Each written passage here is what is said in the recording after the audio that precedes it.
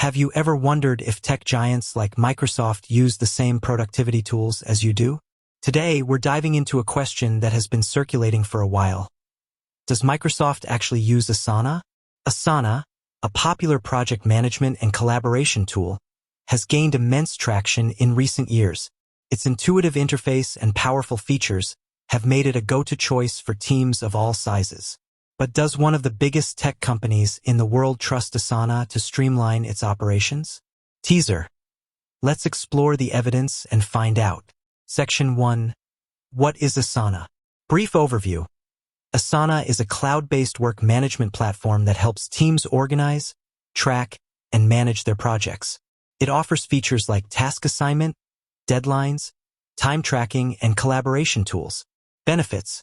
Highlight the key benefits of using Asana, such as improved productivity, better communication, and increased accountability. Section 2. Microsoft's productivity tools. Microsoft 365. Discuss Microsoft's suite of productivity tools, including Outlook, Word, Excel, PowerPoint, and Teams. Internal tools. Explore any internal tools Microsoft might have developed for specific purposes. Section 3. The evidence. Public statements. Research any public statements from Microsoft officials or employees regarding their use of Asana. Social media. Analyze social media posts and discussions related to Microsoft and Asana. Industry reports. Look for industry reports or articles that mention Microsoft's use of Asana. Case studies. If available, examine case studies of companies that have used Asana in conjunction with Microsoft tools. Section 4. The pros and cons of using Asana with Microsoft. Pros. Integration.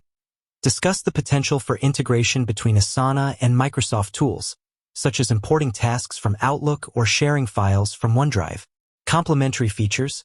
Highlight how Asana can complement Microsoft's existing tools, providing additional features or capabilities. Cons. Learning curve. Address the potential learning curve associated with using both Asana and Microsoft tools simultaneously. Cost. Discuss the cost implications of using both platforms, especially for larger organizations. Section 5. Conclusion. Summary. Recap the key points discussed in the video, including the evidence for and against Microsoft's use of Asana. Personal opinion. Share your personal opinion on whether you think Microsoft uses Asana based on the evidence presented. Call to action.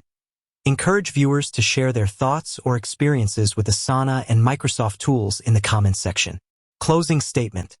With that said, the question of whether Microsoft uses Asana remains a bit of a mystery.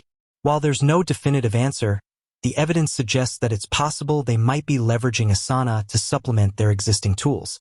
Thank you. Thank the viewers for watching and invite them to subscribe for more tech-related content.